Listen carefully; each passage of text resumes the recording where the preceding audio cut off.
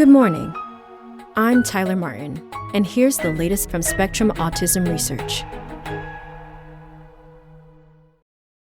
Cognitive behavioral therapy may be only mildly effective for anxious autistic children, by Nico McCarty.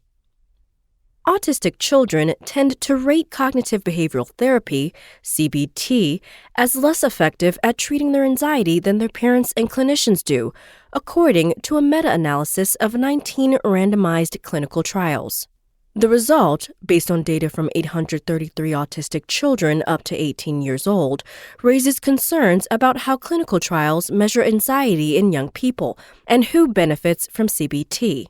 We fundamentally need to ask ourselves, if it's working, then whom is it working for, says study lead Shivani Sharma, head of the psychology division at the University of Hertfordshire in the United Kingdom.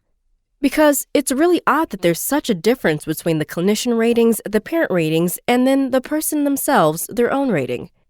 The talk-based therapy is effective at treating anxiety and depression in non-autistic children, studies show.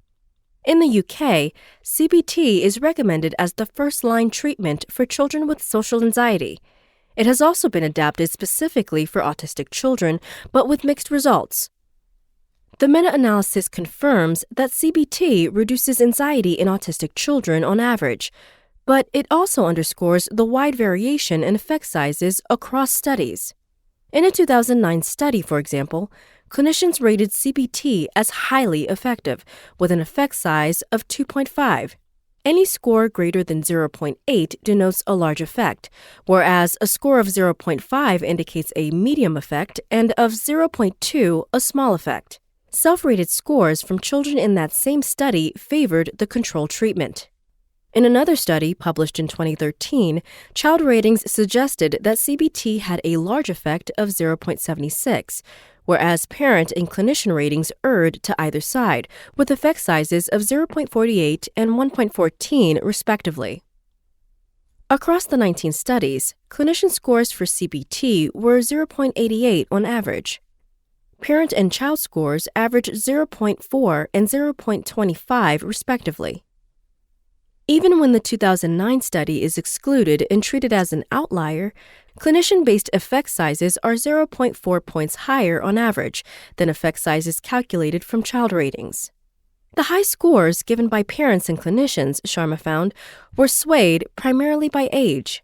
Parents and clinicians were significantly more likely to rate CBT as effective at treating anxiety in younger children. Most studies in the meta-analysis included ratings from parents and clinicians, and 12 also included the child's self-rating. The results were published in BMC Psychology in October. The wide variation across studies could also be due in part to how researchers measured anxiety. Most studies used the Spence Children's Anxiety Scale, a questionnaire filled out by either a child or her parents.